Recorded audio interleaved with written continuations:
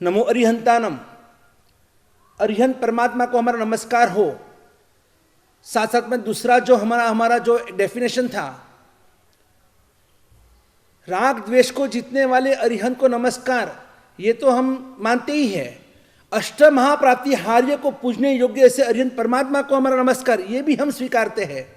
लेकिन नमो अरिहंतानम, अरिहंत की आज्ञा, अरिहंत आनम, सिद्धानम में सिद्ध की आज्ञा, आचार्य उपाध्याय साधु साध्वी जी भगवंतों की आज्ञा, और उन आज्ञाओं को भी हमारा नमस्कार हो। हाँ, आज्ञा को भी नमस्कार हो। अरिहंत की आज्ञा क्या है? सारो मानस बन, हे जीव तू सारो मानस बन, तू खरो मानस बन, तू पूरो मानस बन। सारो मानस यानी कि तू सज्जन बन, खरो मानस तू संत बन, पूरो मानस तू अरिहंत बन। अब अगर आप अरिहंत नहीं बन सकते, कम से कम अरिहंत नहीं तो संत तो बनिए। संत नहीं बन सकते तो कम से कम शांत तो बनिए, सज्जन तो बनिए, बहुत जरूरी है। अरिहंत बनने के लिए हमारे परमात्मा ने, हमारे भगवान महावीर स्वामी जी ने पूर्व भव के अंदर 25वें नंदन ऋषि के भव के अंदर कितने मासक शमन किए? एक मासक शमन यानी कि इज इक्वल टू 30 उपवास। और जैनों के उपवास तो जग जाहिर है कि 24 घंटे में हमारा कोई फरालिया उपवास नहीं होता है, उसमें चाय भी नहीं चलती है, उसमें कोई ड्राई फ्रूट भी नहीं चलता है, चिवड़ा भी नहीं चलता है, ना तो उसमें कोई फ्रूट चलता है, ना साबूदाना की खिचड़ी चलती है, कोई चीज नहीं चलती है, एक दाना भी मुंह में डालना नहीं होता है। कोई कोई उपवास तो ऐसे भी करने वाले होते हैं जो दिन में भूखे रहते हैं और रात को ही खाते हैं। लेकिन हमारे उपवास जैनों में भगवान ने मना किया, ऐसे उपवास हमारे में नहीं चलते हैं। 24 घंटे में एक दाना भी नहीं खाना, और वो भी पानी भी पीना है तो उबाला हुआ पानी ठंडा करके आप सुबह 11 से लगाकर शाम को 5-6 बजे तक पी सकते हो, सूर्यास्त तक। उसके बाद तो रात को तो बिल्कुल पानी का एक बूंद भी नहीं चलता है। और ऐसे मासक शमन, ऐसे उपवास, 30 उपवास, अनेक मासक शमन, और उस नंदन ऋषि के भव में भगवान महावीर की आत्मा ने इस जगत के सभी जीवों को तारने के लिए, सभी जीव करु शासन रसिक इस भावना को भावित करते करते, और भगवान महावीर स्वामी जी की आत्मा ने 11,80,645 मासक शमन किए। आप अब काउंटिंग कीजिए, 11,80,645 मल्टीप्लाई बाय 30 उपवास। उनका आयुष्य बड़ा था, लेकिन इसका मतलब ये तो नहीं आज सबको खाना पीना किसको अच्छा नहीं लगता है। आज की दुनिया में देखो, ईट ड्रिंक एंड बी मेरी, खाओ पियो और जलसा करो, यही तो पूरी दुनिया में देखने को मिलता है। लोग कहते हैं ये पागल है, उपवास करता है, ये पागल है, औषध करता है, ये पागल लोग हैं जो दीक्षा लेते हैं। अरे ये जिंदगी मिली है और जलसा करने के लिए मिली है। पांचों इंद्रियों को जो चाहिए वो देना चाहिए। अच्छा सुख मिल रहा है तो क्यों त्याग करना, किस नाहक से क्यों त्याग के मार्ग पे आगे बढ़ना। लेकिन याद रखना, मजा एक जन्म नहीं, सजा जन्म जन्म नहीं। अभी आप मजा कर रहे हो, एक जन्म में मजा ही मजा की, लेकिन याद रखना उसकी सजा जब भुगतनी पड़ेगी तब कहते कि आंखों में से खून का श्रावण भादरवा भी बरसेगा ना, आप उस पाप से मुक्त नहीं हो सकते हैं। और इसीलिए समझदार बनो। सारो मानस, पूरो मानस, खरो मानस ने पूरो मानस, ये 3 मानस याद रखना। या तो आप सारो मानस बनो और सारा मानस माती, पछी खरो मानस यानी कि सच्चा इंसान, और फिर पूरा इंसान जिसमें कोई दोष ही ना हो। और ऐसे इंसान बनने के लिए यानी कि भगवान बनने के पहले आपको परमात्मा के पहले महात्मा बनना पड़ेगा, और महात्मा के पहले आपको शांत एक सच्चा इंसान आपको बनना पड़ेगा। ये कोई कठिन बात तो है नहीं। भगवान की इतनी आज्ञा भी हम पालन नहीं कर सकते हैं तो फिर इस जिंदगी का मतलब क्या है। इंग्लिश में मैंने बहुत अच्छे सेंटेंस मैंने पढ़े हुए थे। If you cannot be a sun just be a star, if you cannot be a sun just be a star, if you cannot be a garden just be a flower, if you cannot be a highway just be a path. आप पूरा बगीचा नहीं बन सकते, कोई बात नहीं, एक फूल तो बन सकते हो ना। आप समझो कि सूरज नहीं बन सकते, सूरज के तो चमक नहीं सकते हैं, आप एक सितारा तो बन सकते हो, आप एक दिया तो बन सकते हो। अगर आप एक हाईवे नहीं बन सकते, कम से कम आप एक केड़ी तो बन सकते हो, एक जिसको पायदंड कहते हैं, एक छोटी सी पायवाट कि जिससे इंसान चलकर और हाईवे के ऊपर वापस जा सकता है। आप इतना तो जिंदगी में बन सकते हो। माना कि each and every man cannot be a great man, but each and every man can be a gentle man.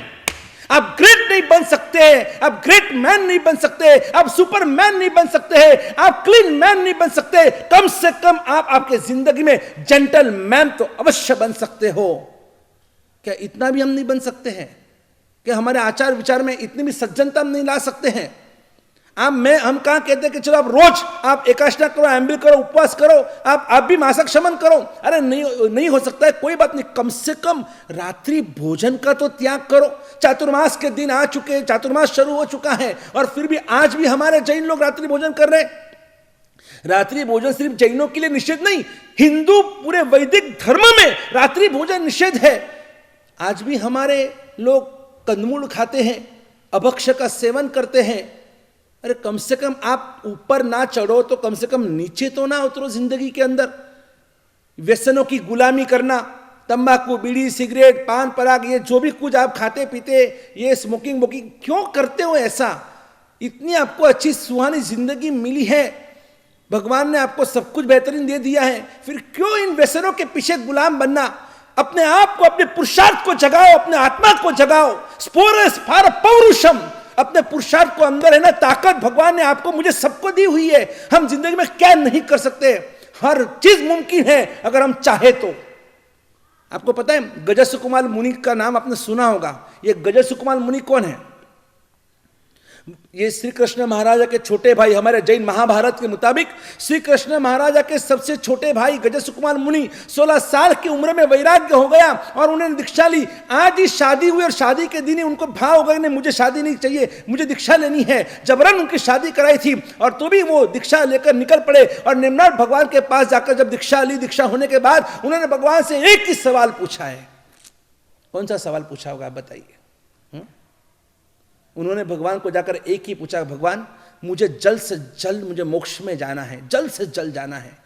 एक राजकुमार और राजकुमार को राजा बनाया और वो राजा बनने के बाद और सब कुछ छोड़कर राजपाट ने वैभव छोड़ी दीदो संसार, सब कुछ छोड़कर त्याग कर कर निकल गए और वो गज सुकुमार मुनि बन गए।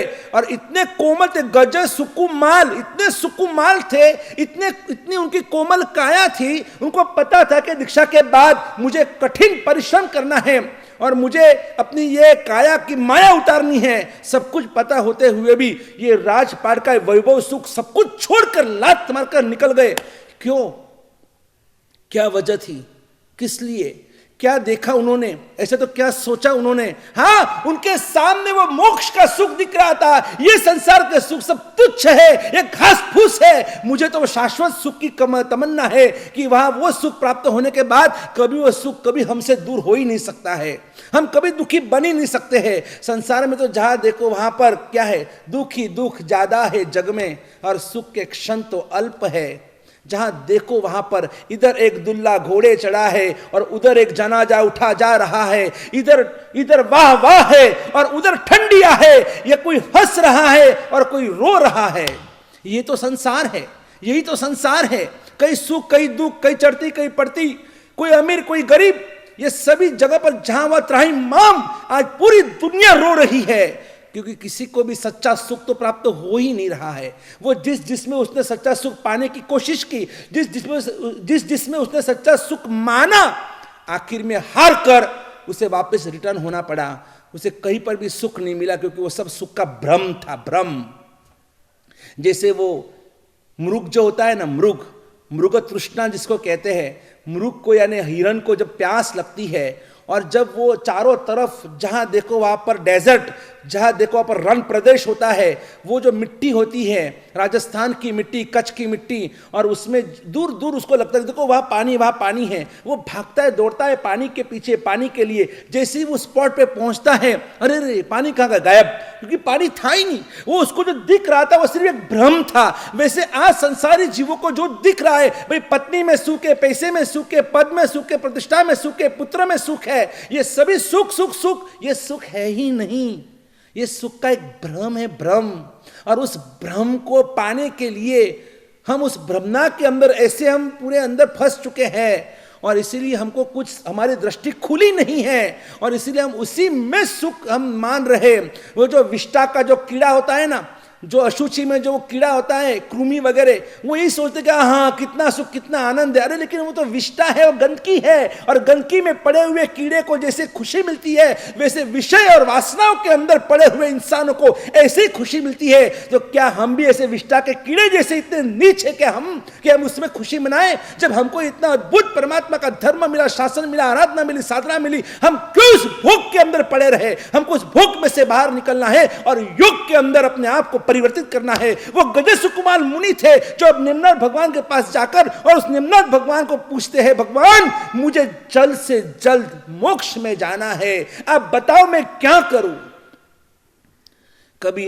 हमने कभी कोई गुरु भगवान को पूछा यह सवाल कि गुरु भगवान मुझे जल्द से जल्द मुझे मोक्ष में जाना है, मुझे सभी संसार के दुख दर्द से मुक्त होना है, ये जन्म मरण के चक्र से मुझे मुक्त होना है। ये क्या, हर जन्म में जन्म लेना, जीवन जीना, मरना, वापस यहां से गए, मरने के बाद वापस नया जन्म, वापस एक जीवन, वापस मरना, वापस एक नया जन्म, जीवन मरण जन्म, जो ये चक्र जो घूम रहा है, ये चक्र में हम आज तक अनंत काल हमने अनंत जन्म मरण किए। कभी हम चींटी बने, कभी मकोड़े बने, कभी हम देवलोक में गए तो कभी मनुष्य बने, कभी हम कुत्ते बने, कभी नरक में गए, कभी हम बाघ बने, कभी हम गधे बने।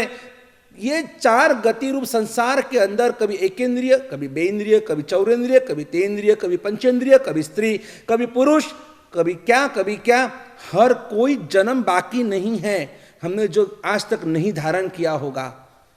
और हर जन्म में हमने यही तो किया है, जन्म जीवन मरण, जन्म जीवन मृत्यु, वापिस जन्मना, वापिस जीना, वापिस मरना। ये जो चक्र है, इस चक्र से कभी भी छूटने की हमारी इच्छा नहीं होती है कि हम कब इस चक्र में से छूटेंगे, इस चक्रव्यूह में से हमको बाहर निकलना है। आज तक अनंत आत्मा इस चक्रव्यूह से बाहर निकल चुके हैं, अरे वो निकल सकते तो मैं क्यों नहीं निकल सकता हूं? और इसीलिए गजसुकुमार मुनि ने भगवान नेमनाथ से जब पूछा कि भगवान मुझे ऐसा उपाय बताओ कि मुझे जल्द से जल्द मुझे मोक्ष मिले, जल्द से जल्द। ये जल्द से जल्द हमें तो कोई उतावल ही नहीं है, हमें कोई उतावल नहीं है, क्योंकि हम समझते हैं हमें कोई दुख ही नहीं है। अरे हमको कोई दुख होता तो मोक्ष में जाने की बात करते ना, फिर अगर हम मोक्ष में जाएंगे बहुत बड़ी प्रॉब्लम है, क्योंकि यहां हमको एक मिनट भी मोबाइल के बिना चलता नहीं है। वहां तो मोबाइल ही नहीं है, वहां तो फेसबुक भी नहीं है, मोक्ष में आपको व्हाट्सएप भी नहीं मिलेंगे, आपको वहां पर ट्विटर भी नहीं मिलेगा, कोई भी आपको वहां पर साधन सामग्री, हरना फिरना, घूमना, खाना पीना, वो तो कुछ है भी नहीं। तो क्या करेंगे वहां जाकर? अरे यार बोर हो जाएंगे, उससे अच्छा इधर बराबर हम लोग। कैसी सोच है हमारी, क्योंकि हमको वो क्या मोक्ष क्या होता है, वो सिद्धशिला कैसी होती है, आत्मा का जो सुख है वो कैसा होता है, हमको अनुभूति ही नहीं है। और इसीलिए हम पुद्गल के पीछे हम पागल है। पुद्गल यानी जिसका नाश निश्चित है, उसको पुद्गल कहते हैं। जेनो गलन पड़न ने विध्वंसनो स्वभाव छे एने पुद्गल कहेवाय छे। तो ये जो भी आप जो भी आपके आजू बाजू में आप फर्नीचर देखो, एक दिन नाश है तो वो पुद्गल है, गाड़ी देखो एक दिन नाश है तो वो पुद्गल है, अच्छे कपड़े भले कितने भी आप महंगे कपड़े पहनो, एक दिन उसका भी नाश है तो वो भी पुद्गल है। आपका कितना भी बड़ा आलीशान बंगला घर क्यों ना हो, एक दिन उसका भी नाश है, वो भी पुद्गल है।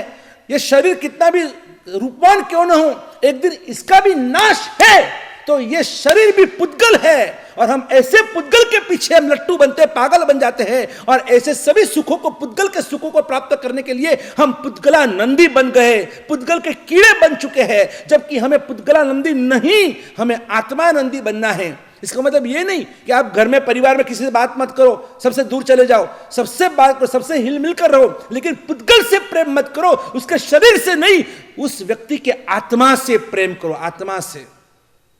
और वो प्रेम जब यहां पर छू जाएगा ना, फिर आपका घर स्वर्ग बन जाएगा। ये रोज रोज की किटकिट किटकिट कचकच कचकच कुछ नहीं होगा। फिर आपको हर जगह पर सभी आत्मा के अंदर आपको सिद्ध परमात्मा के दर्शन होंगे, हर जीव में शिव के दर्शन होंगे, हर इंसान में आपको भगवान के दर्शन होंगे। लेकिन उसके लिए आपकी दृष्टि को खोलना पड़ेगा।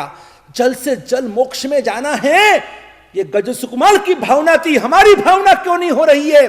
कितनी बार हमने अपने लेफ्ट हैंड के ऊपर रही हुई घड़ी को देखकर हम कितनी बार बोलते हैं दुकान पे जाने को लेट हो रहा है, घर में जाने को लेट हो रहा है, हाँ मुझे ऑफिस में जाने में लेट हो रहा है, गाड़ी पकड़ने में लेट हो रहा है। लेफ्ट हैंड की घड़ी को देखकर कितनी बार हम बोल चुके हैं कि मुझे यहां जाने को लेट हो रहा है। लेकिन कभी राइट हैंड में रही हुई रक्षा पोटली को, वो लाल रक्षा पोटली को देखकर कभी आज तक हमने बोला है कि मुझे मोक्ष में जाने में लेट हो रहा है? कभी नहीं बोलते हम लोग। ये रक्षा पोटली क्यों बांधते आप? कि रक्षा पोटली बांधने से रोज रोज उसको 24 घंटे वो लाल कलर की रक्षा पोटली देख देखकर, और सिद्ध का वर्ण भी लाल है और इसलिए वो सिद्ध परमात्मा का स्मरण बार बार होता है। नहीं, मेरा लक्ष्य यही है कि मुझे सिद्ध बनना है, सिद्ध बनना है, मोक्ष में जाना है, सकल कर्म से मुक्त बनना है, यही तो मेरा लक्ष्य है। और वो गजस्य कुमार मुनि को देखो आप, हाँ भगवान ने कह दिया कि अगर जल्द से जल्द मोक्ष में जाना है ना तो एक गजस्य कुमार जाओ और स्मशान में जाकर का उस ध्यान में खड़े रहो, स्मशान भूमि में जाकर आप वहां पर ध्यान साधना करो।